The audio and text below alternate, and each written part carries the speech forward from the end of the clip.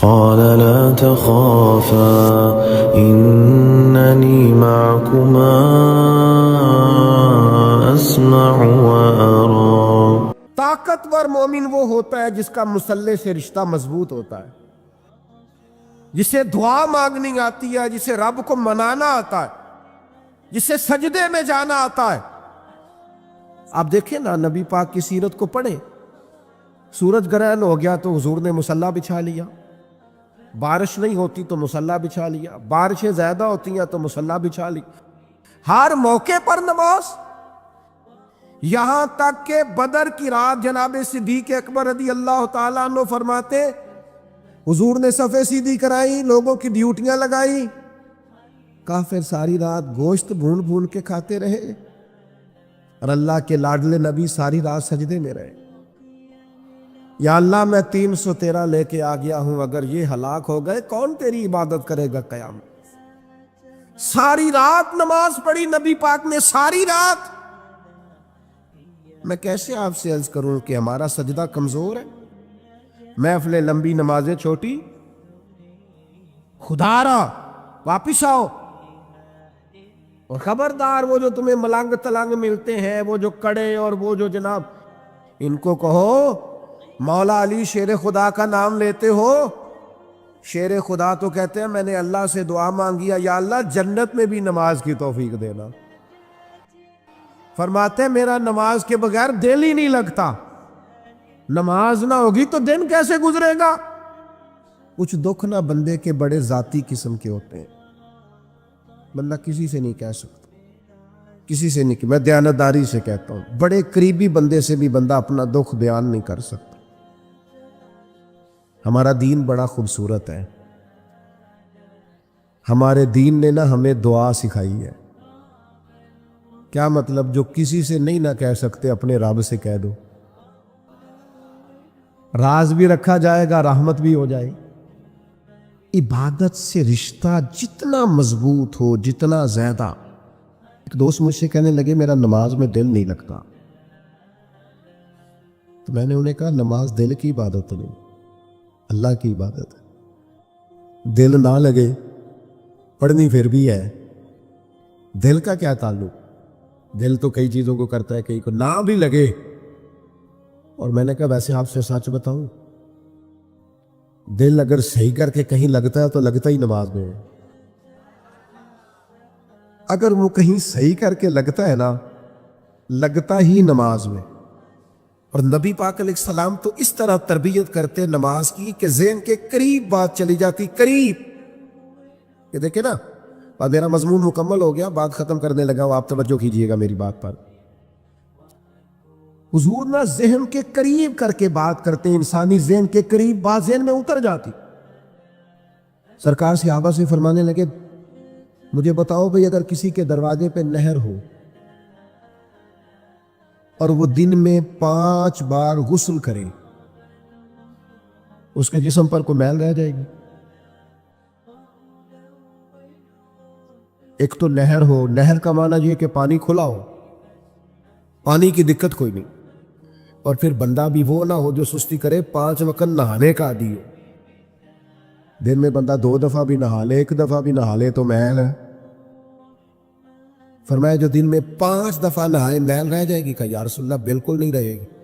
اب یہاں تک لوگ پہنچ گئے نا کہ آپ سوچیں اس بات کہ بندہ رہتا ہے نہر کے کنارے، سہولت موجود ہے 5 وقت غسل کرنے، فوراً حضور کبھی میل رہ ہی نہیں سکتی. تو حضور فرمانے لگے جو 5 نمازیں پڑھے اس کے ذمہ گناہ بھی کوئی نہیں رہتا، اس کے ذمہ گناہ بھی. بندے کو رب کا قرب ملتا ہی سجدے میں. اور جو کہتا ہے نا میں عاشق رسول ہوں اور پھر بے نمازی ہے، اس کا عشق بھی ہماری سمجھ میں نہیں آتا. عاشق تو ملتا ہی محبوب کے دروازے پہ ہے. یہ کیسا عاشق رسول ہے؟ اس سے بیٹھ کے باتیں کرا لو، گپیں کرا لو بڑی دیر، مذہبی عنوانات پہ گفتگو کرا لو، جتنی نماز کا ٹائم آتا ہے تو کام یاد آ جاتا ہے. یہ کیسا عشق ہے؟ نبی پاک نے تو فرمایا نماز میری آنکھوں کی ٹھنڈک، نماز کو آنکھوں کی. میں تو دوستوں سے کہتا ہوں نمازیوں کو عزت دینی شروع کرو. ساڈے خیر نال میلاد دا جلسہ بھی نا ਉਹਦੀ ਵੀ ਸਦਾਰਤ ਮਾਲਦਾਰ ਨਹੀਂ ਕਰਨੀ ਹੁੰਦੀ, ਚਾਹੇ ਸਾਰਾ ਸਾਲ ਮਸੀਤੇ ਨਾ ਹੋਵੇ। किसी को दाढ़ी टोपी लेके आ जाए, सदारत मालदार नहीं करनी। और जिसको 35 साल हो गया ना, फजर की अजान पढ़ता है और मस्जिद खोलता है और सफाई करता है और तहज्जुद भी पढ़ता है, उसे बिठाओ मिलाद की महफिल की सदारत कर। लेकिन बंदा माड़ा होता है ना, भाग देड़ वाला, लिहाजा उसकी सदारत लिखी जा सकती। नाराज हो गए हो जाओ, कोई गल नहीं, गल तो ठीक की थी। मैं नाराज होके फैसला कर लो कि कोई इंजी करना है, लेकिन नाराज होते फैसला नहीं करते। खुदा के बंदो, नमाजी का दर्जा, बहुत सारे उलमा हैं, मशाइख तारीख में गुजरे हैं जो बेनमाजी की गवाही कबूल नहीं करते, कहते थे नमाज ही नहीं पढ़ता, इसकी गवाही कैसे है? नमाज तो एक मेयार है। तो अल्लाह के बंदों की ये शान है कि वो, मेरी चूंकि बात मुकम्मल हो गई है, मैं इसको समेटना चाह रहा हूँ। नौजवानों से एक बात करूंगा बड़े दर्द के साथ, अपनी जिंदगी नमाज से मुरतब करें। हम, अल्लाह का शुक्र है, हमारे जितनी भी तरतीब किसी काम की लगती है ना, तू जोर से पहले आ जाना, तू जोर के, बड़ा कम ऐसे होता है कि हमें बताना पड़े 3 बजे, 4 बजे, 5 बजे। महफिल का टाइम मगरिब के बाद, इशा के बाद, इशा, सारा दिन ही नमाज से मुरतब है। अपने आप को नमाज से जोड़े। हुजूर अलैहिस्सलाम ने फरमाया, जो रब का जिक्र करे वो जिंदा है, और जो मालिक को याद ना करे मुर्दा है। करोड़ की गाड़ी दरवाजे के सामने खड़ी हो, 6 करोड़ का घर हो, पर अल्लाह का जिक्र नहीं करता तो बंदा जिंदा। नमाज की परवाह नहीं तो उसके अंदर जिंदगी नहीं है। अपना ये मेयार बनाए। सही मुस्लिम शरीफ में इस आया करीमा का शान नुज़ूल है। मेरे नबी करीम अलैहिस्सलाम के काशाना नूर पे एक बड़ा ही नसीबों वाला मेहमान आ गया। उसके लबो लहजे में और उसके आने में महसूस ये होता था कि भूखा है, खाना चाहता है। हुजूर अलैहिस्सलाम फ़ौरन अज़वाज मुतहरात के घरों में ये पैगाम दिया कि कुछ खाने को है तो भेजा जाए। 2 जहां के शाह हैं पर पास कुछ रखते नहीं, 2 जहां की नेमतें हैं इनके खाली हाथ में। जवाब ये आया कि या रसूल अल्लाह सल्लल्लाहु अलैहि वसल्लम, वो जो आपका फ़क्र इख्तियारी है ना, उसके सबब से कई दिनों में घर में खाना नहीं पका। महबूब दो आलम सल्लल्लाहु अलैहि वसल्लम ने सहाबा के इज्तिमा पर नज़र डालते हुए फरमाया, कौन है जो मेरे मेहमान को ले जाए और इसे खाना खिलाए? क्या लज्जत वाले जुमले हैं कि मेहमान मेरा है और कोई ले जाए और इसे खाना खिलाए। हज़रत अबू तलहा रज़ी अल्लाह ताला अन्हु, मज़े की बात यह है कि वो ज़्यादा मालदार आदमी नहीं थे, गरीब आदमी थे। बड़ी मज़ेदार होती है वो सखावत, जो सखावत नहीं होती कुर्बानी होती है, जो सखावत नहीं होती एसार होता है, जो दूसरे को तरजीह दी जाती है। इस तरह के लोग बड़ी मज़ेदार ज़िंदगी गुजारते हैं। मैं क्या करता हूँ कि एसार बहुत आला इखलाक का नाम।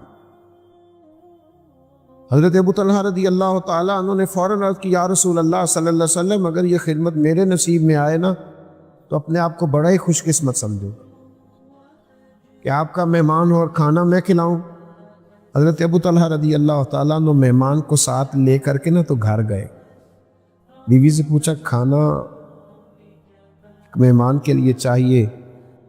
उसने कहा, थोड़ा सा है जो बच्चों के लिए और आपके लिए। तो बीवी भी जनाब अबू तलहा की थी ना, खामन का मिजाज समझती थी। तो हज़रत अबू तलहा ने फ़ौरन कहा कि बच्चों को बहलाकर सुला दो और मैं और तुम भी किसी तरीके से रात गुजार लेंगे, पर ये मेहमान मुस्तफ़ा करीम,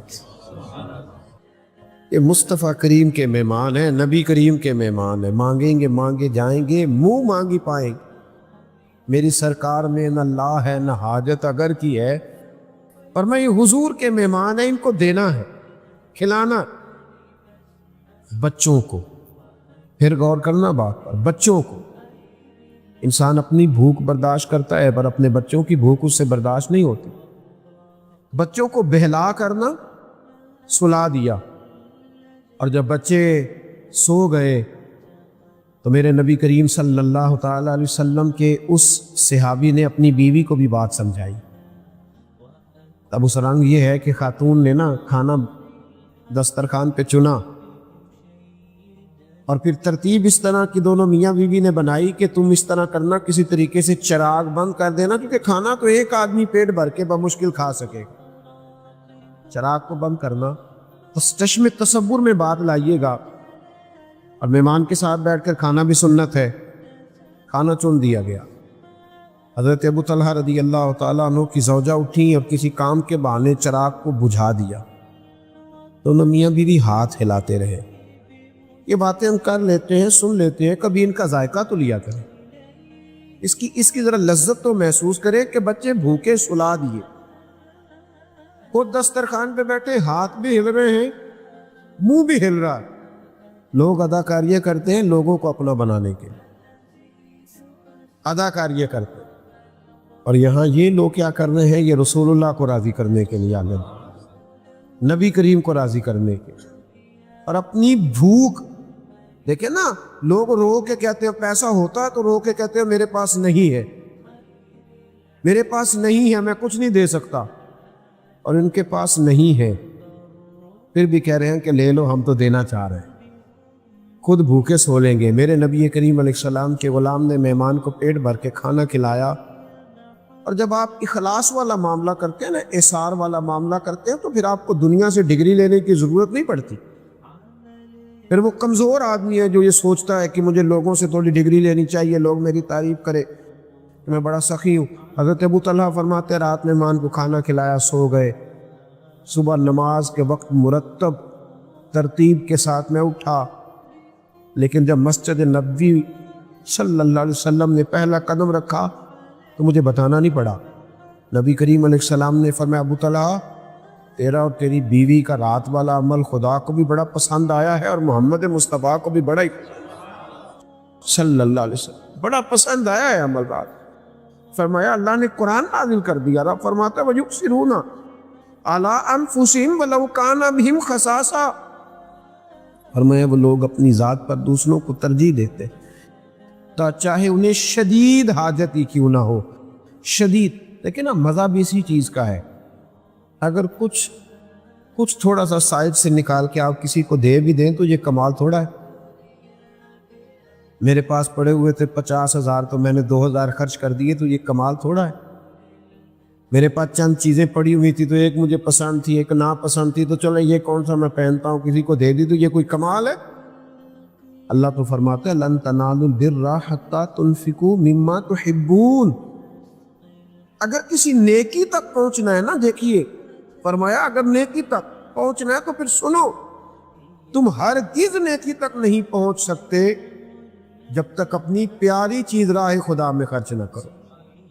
مما تحبون، وہ خرچ کرنی ہے جس سے تمہیں محبت ہو گئی، وہ چیز تم نے خرچ کرنی ہے جس سے تمہیں محبت ہو گئی ہے۔ لن تنالوا البر، ورنہ تم نیکی تک پہنچ سکتے، پھر ٹھیک ہے تم اپنے دل کو مطمئن کر لو، اپنے آپ پہ راضی ہو جاؤ کہ میں نے یہ کر لیا ہے، لیکن تم خیر تک نہیں پہنچ سکتے۔ اگر نیکی تک پہنچنا ہے تو پھر تو اپنی محبوب چیز، پیاری چیز اللہ کے راستے میں خرچ کرنی ہوگی۔ میرے نبی کریم علیہ السلام نے ارشاد فرمایا، حضرت عمر حدیث کے راوی ہیں، ابن حبان میں موجود ہے، فرمایا جس شخص نے اپنی خواہش کو روک لیا، دل میں جذبہ تھا، خواہش تھی پر اس نے اس کو روک لیا، جس نے اپنی خواہش کو روک کر، اپنے نفس کو روک کر اپنے بھائی کی ضرورت پوری کر دی، تو محبوب فرماتے ہیں اللہ اتنا راضی ہوتا ہے کہ اس احسار کرنے والے کی بخشش ہی فرما دے، رب اسے معاف فرما دیتا ہے، اس کے گناہ معاف کر دیتا ہے کہ میرا بندہ سمجھ کے اس نے اس طرح کا رویہ کیا، میرا بندہ۔ دیکھیں نا خواہشات کہاں نہیں ہوتی، خواہش کہاں نہیں ہوتی۔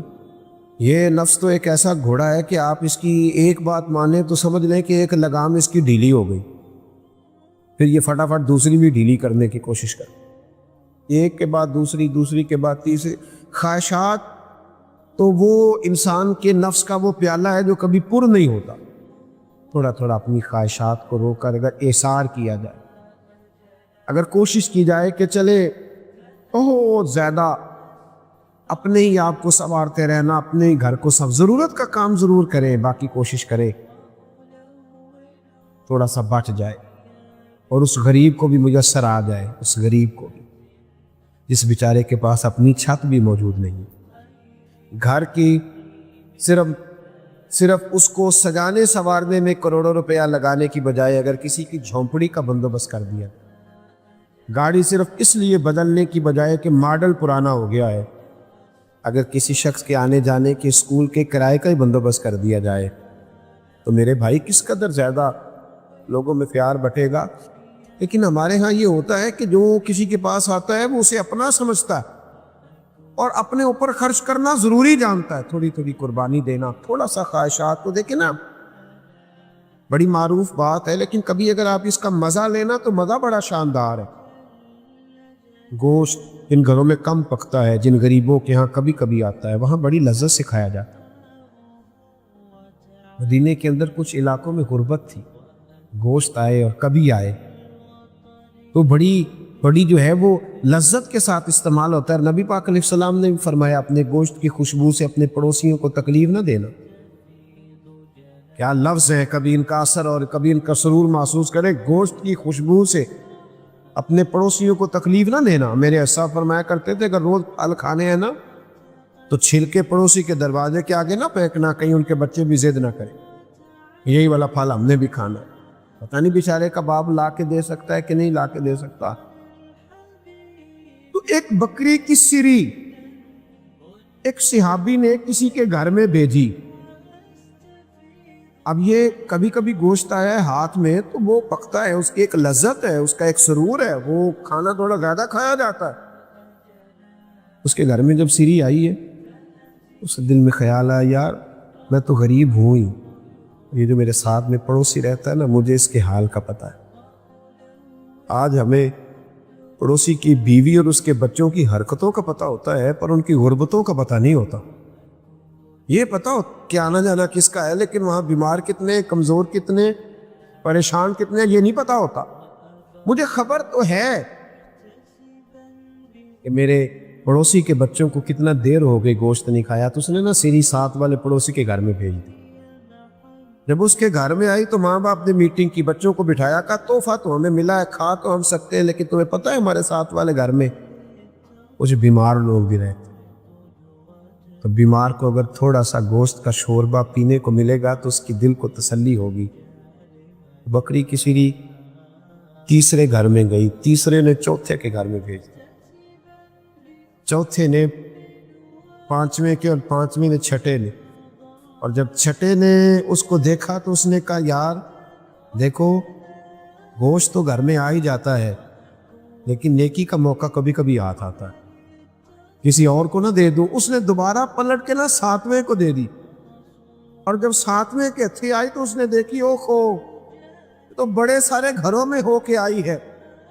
ایک محدث نے تو یہاں کمال جملے لکھے ہیں، وہ کہتے ہیں اس نے پھر بھی اکیلے نہیں کھائی، اکیلے نہیں کہ اس نے بیوی سے کہا اس طرح کرو اس کو پکاؤ تو شوربہ ذرا زیادہ کرنا، ساتوں گھر مل کے ہی کھائیں گے، اس کا شوربہ ذرا زیادہ پکانا، ساتوں گھر مل کے کھائیں گے، تھوڑا تھوڑا کھا لیں گے، ذرا مل کے کھا لیں۔ میرے بھائی تھوڑا سا اثار کا مزاج بن جائے نا، آپ یقین کریں اثار کا مزاج بن جائے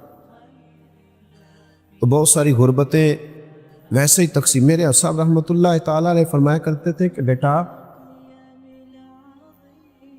جب اللہ تمہیں زیادہ پیسے دینے لگتا ہے نا ہو سکتا ہے کہ اس میں تمہارے غریب بھائی کا بھی اس نے کچھ حصہ بھیجا ہو، اور جب اگلے مہینے تمہیں تھوڑے سے اور زیادہ عطا کرے تو ہو سکتا ہے تمہاری بیمار بہن کا بھی اس میں حصہ ہو، اور فرمایا جب اس سے اگلے مہینے تمہیں کچھ اور تھوڑے زیادہ دینا تو ہو سکتا ہے تمہارے کسی غریب دوست کا بھی اس میں حصہ ہو۔ جب یہ نظریہ ہوگا نا کہ میں دیتا جاؤں گا تو عرش کا مالک بھی مجھے نوازتا جائے گا، تو پھر انسان کے اخلاق بڑی بلندیوں پہ جاتے ہیں۔ میں نے شروع میں کہا یہ وہ والی نیکی ہے جو روح کو سفر کراتی ہے، جو ٹھنڈک دیتی ہے، جو محبت فراہم کرتی ہے۔ دیکھیے نا کمال کی بات، بخاری مسلم میں صحابہ کرام علیہم رضوان تشریف فرمائے، حضرت سہل بن سعد رضی اللہ تعالیٰ عنہ فرماتے ایک عورت آئی اور وہ نبی پاک علیہ السلام سے کچھ عرصہ پہلے نا اجازت لے کے گئی تھی کہ یا رسول اللہ صلی اللہ علیہ وسلم میرا دل کرتا ہے آپ کے لیے ایک چادر نہ بنا کے لاؤں، ایک کرتا نہ بنا کے لاؤں، ایک قمیض وہ بنا کے لائی، اس نے بڑے خوبصورت نقش و نگار کیے، حضور کے لیے بنا کے لانا تھی نا۔ اس نے بڑی محبت کی، اس نے بڑے پریم سے، بڑی ریجھ سے، بڑی مٹھاس سے، جانے کتنا درود پڑا ہوگا، جانے کس قدر وہ راضی ہوئی ہوگی، یعنی وہ لمحے اس پر کتنے سکون کے گزرے ہوں گے کہ اپنے نبی کے لیے تیاری کر رہی۔ کبھی اماں بیٹے کے لیے ٹوپی بنائے نا تو اماں سے پوچھو اس کا رنگ ڈنگ کیا ہوتا ہے، اور جو اپنے مصطفیٰ کریم کے لیے تیاری کرے وہ بڑی محبت سے لائی، بڑے پریم سے لائی اور بڑے ادب سے پیش کی، حضور میں لائی ہوں۔ میرے محبوب بھی بڑا ہی بھلا دینے والے ہیں، محبتوں کا جواب بڑی محبتوں سے دینے والے ہیں۔ نبی رحمت علیہ الصلوۃ والسلام اسی وقت اندر گئے، اسی وقت جب وہ قمیض بنا کے لائی، اندر جا کے حضور علیہ السلام نے جو کرتا پہنا تھا اس کو اتارا، اور جو نئی قمیض وہ صحابیہ بنا کر کے لائی تھی حضور نے فوراً پہن لی، اور پہن کر صحابہ کے بیچ آئے۔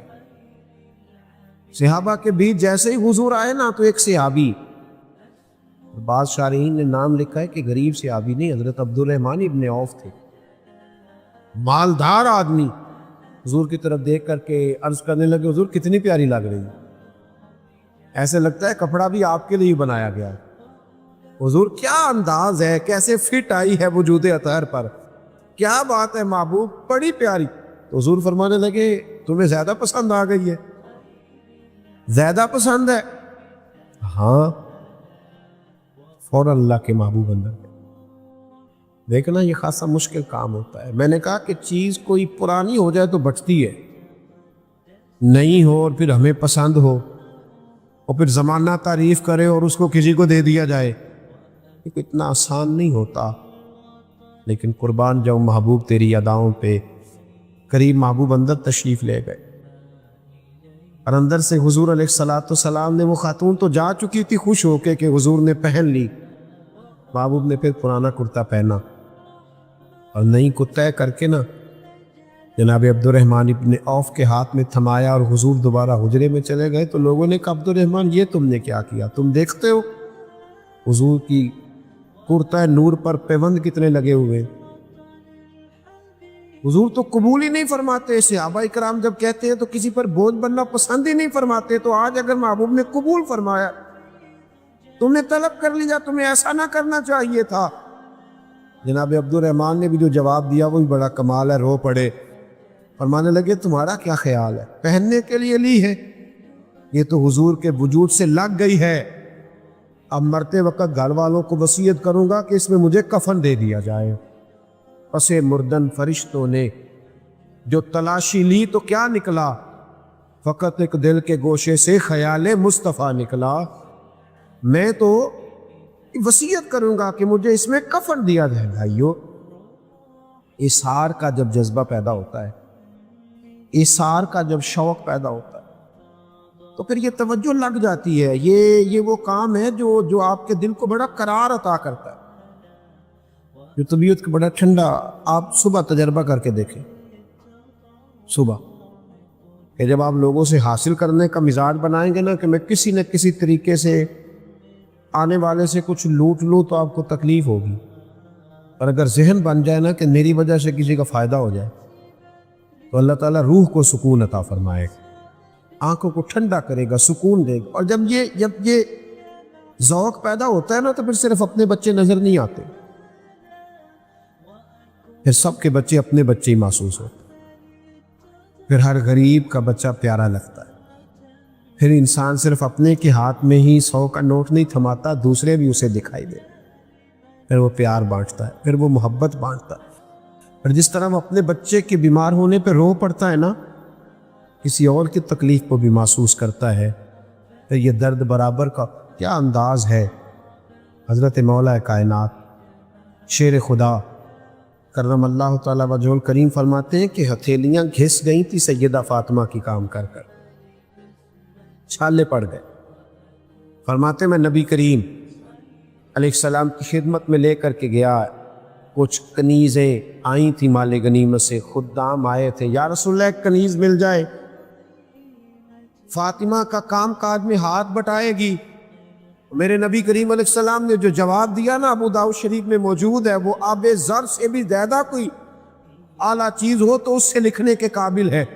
رسول رحمت علیہ السلام نے فرمایا جب تک اصحاب صفہ کے معاملات پورے نہیں ہو جاتے، یہ جو میرے غریب نادار صحابہ مسجد میں رہتے ہیں، دین کی تعلیم لیتے ہیں، جب تک ان کے معاملات ٹھیک نہیں ہو جاتے اتنی دیر تک میں کسی اور طرف توجہ نہیں کروں گا۔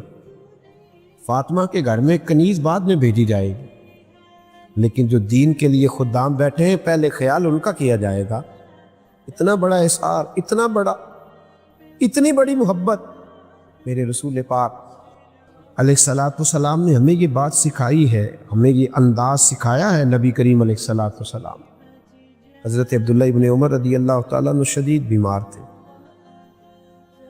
بیمار آدمی کو آپ اگر کچھ کہتے ہیں نا کھانے کے لیے تو بیچارہ کھا ہی نہیں پاتا، اس کی طبیعت ہی ایسی نہیں ہوتی۔ آپ شدید علیل تھے، کئی دن ہو گئے کچھ کھایا نہیں، تو ایک دن بچے نے بڑی ضد کی کہ ابا جی کچھ تو بتائیں، تو فرمانے لگے بیٹے کہیں سے انار مل جائے نا، کہیں سے انار مل جائے تو وہ میں کھاؤں گا تو مجھے بڑی تسلی ہوگی، سکون ہوگا۔ انار اگر ملے، صاحبزادے گئے کہیں سے ڈھونڈ کر کے انار لائے، ابھی لا کے رکھا ہی تھا کہ دروازے پہ سائل آ گیا۔ سائل اس نے کہا کہ اللہ کے نام پر اگر کچھ مل جائے تو بڑی بات ہوگی۔ جناب عبداللہ ابن عمر رضی اللہ تعالیٰ عنہ نے فوراً بیٹے سے کہا یہ انار باہر دے آؤ۔ کہا ابا جی آپ کو توانائی ملے گی، آپ نے کئی دنوں سے کچھ کھایا نہیں ہے، ابھی تو آپ نے قبول فرمایا ہے، خواہش کا اظہار کیا تو مہربانی فرمائے قبول کر لے۔ فرمایا نہیں بھائی سائل کو دے دو۔ 2-3 دفعہ جب کہا تو بچے کو ڈانٹا، فرمایا جب میں تمہیں کہہ رہا ہوں تو دے دو۔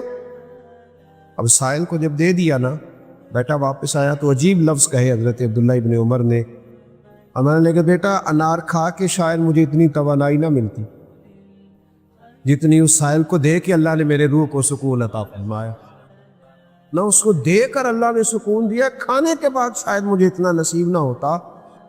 اظہار ایک ایسی چیز ہے، بانٹنا ایک ایسی نعمت، دے دینا اتنے سکون والا کام ہے جو انسان کو بڑی دور لے جاتا ہے۔ میرے نبی رحمت سید عالم صلی اللہ تعالیٰ علیہ وسلم نے ہمیشہ بانٹا، بانٹنے کو محبوب رکھا، بانٹنے کو پسند کیا، صحابہ کو یہ ذوق دیا۔ آپ دیکھیے نا کہ جب صحابہ کرام علیہم رضوان آئے ہیں مکہ مکرمہ سے ہجرت کر کے مدینہ طیبہ، تو آپ سوچ سکتے ہیں آج سگا بھائی اپنے بھائی کے لیے جب اس کے اپنے والد کی جائیداد ہوتی ہے، اللہ نے حصہ رکھا ہے، قانون نے حصہ رکھا ہے، اور بانٹ کے دینا کتنا مشکل ہوتا ہے، کتنا کٹھن اور کتنا مشکل کام ہے۔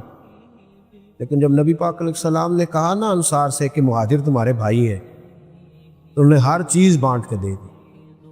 گویا ہر چیز بانٹ کے، میرے لفظوں پر غور کریں، ہر چیز بانٹ کے دے دی، رسی رکھ کے ہر چیز بانٹ کے دی، اور کہا کہ جس طرح ہم مالک ہیں اسی طرح تم بھی مالک۔ کائنات میں یہ عجیب جذبہ لوگوں نے دیکھا کہ صحابہ نے بانٹ کے دیا، احسار کیا، اسی کا فائدہ یہ تھا کہ پھر وہ محبتیں پروان چڑھی، پھر لوگ پہچان نہیں پاتے تھے کہ ان میں مہاجر کون ہے اور انصار کون، پھر ان کی رشتہ داریاں ہوئیں، پھر تعلقات مضبوط ہوئے۔ لالچ سے رشتے ٹوٹ جاتے، احسار کرنے سے رشتے مضبوط ہو جاتے، بانٹنے سے رشتے بڑھ جاتے۔ اس لیے بانٹنے کی کوشش کریں، احسار کرنے کی کوشش کریں۔ میرے نبی کریم علیہ السلام کے صحابہ تو ہر وقت احسار کرتے، ہر وقت احسار کرتے، شدید علیل ہوتے تو احسار کرتے، کمزور ہوتے تو احسار کرتے۔ کچھ چیزیں ایسی ہیں جب ہم کتابوں میں پڑھتے ہیں تو حیران ہو جاتے ہیں۔ بیماری میں بھی احسار ہے، کفن میں بھی احسار ہے، قبر کی جگہ میں بھی احسار۔ تبوک کے موقع پر 6-7 صحابہ زخمی حالت میں پڑے تھے، شدید زخمی حالت۔ خدا نہ خواستہ جب کئی لوگ اکٹھے زخمی ہو جائیں تو ہر ایک کی خواہش نہیں ہوتی کہ پہلے مجھے ہاسپٹل پہنچایا جائے، پہلے مجھے ضرورت ہے۔ تو ایک صحابی کہتے ہیں کہ میں پانی لے کے نا زخمیوں کے پاس گیا، ایک زخمی کرا رہا تھا، اس کو کہا پانی پی لو، تو اس نے کہا یار میرے اندر تو قوت برداشت ہے، لیکن جو ساتھ میرا بھائی صحابی لیٹا ہے نا اس کو زیادہ ضرورت ہے. کہتے ہیں جب اس تک پانی لے کے گیا تو اس نے کہا میں برداشت کر لوں گا, ساتھ والا بوڑھا ہے اور زخم بھی زیادہ ہے. کہتے ہیں جب اس تک پانی لے کے گیا تو اس نے مجھے چوتھے تک بھیج دیا. چوتھے کے پاس گیا تو وہ کہنے لگا وہ ان چاروں نے جس کا کلمہ پڑھا ہے نا, میں نے بھی اسی رسول کا پڑھا ہے, میرے اندر بھی وہی جذبہ ہے, اگلے کو یعنی زخمی حالت میں تب تک ان باتوں کو صرف سنا جائے گا اور ہم یہ شوق نہیں پیدا کریں گے کہ یہ کام کر لینا چاہیے. کہا میں ساتوں تک لے کے گیا اور جب میں ساتویں کے پاس کھڑا تھا تو وہ ہچکیاں لے رہے تھے موت کی اور مجھے کہہ رہے تھے کہ وہ پہلے کو پانی پلا دے, وہ زیادہ کمزور ہے. کہتے میں پانی لے کے پہلے کے پاس آیا تو روح پرواز کر گئی, دوسرے کے قریب آیا تو جنت کی طرف سفر مکمل ہو گیا, تیسرے کے پاس آیا تو شہادت کا درجہ مل گیا, چوتھے کے پاس آیا تو وہ بھی درود و سلام پڑھتا. روح حضرت سیدنا اسرائیل کے حوالے کر رہا تھا. کہتے ساتوں چلے گئے, پانی کا پیالہ میرے ہاتھ میں تھا, میں کبھی پیالہ دیکھتا کبھی ان جانے والوں کو دیکھتا اور پھر میرے لبوں پہ محمد عربی کا درود و سلام ہی جاری ہو گیا, رسول اللہ صلی اللہ علیہ وسلم کا درود و سلام جاری ہوا. کیا تربیت فرمائی ہے, کیا انداز اختیار کیا ہے. اگر آپ زیادہ توجہ فرمائیں میرے سننے والے تو ایک خاص بات, حضرت امیر حمزہ رضی اللہ تعالیٰ عنہ کی شہادت پر نبی پاک علیہ السلام بڑے ہی پریشان ہوئے تھے, حضور بڑا روئے تھے.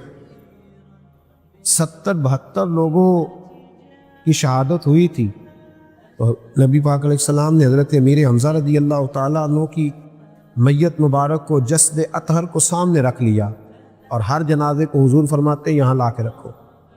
جنازہ رکھا جاتا تو حضور جنازہ پڑھاتے, پھر دوسرا جنازہ پڑھاتے, تیسرا. 70 لوگوں کا جنازہ پڑھا اور حضرت امیر حمزہ کی میت مبارک پڑی رہی, یعنی ان پر 70 مرتبہ میرے نبی نے نماز جنازہ ادا فرمائی. ان کا وجود کاٹ دیا تھا کفار نے, کاٹ دیا.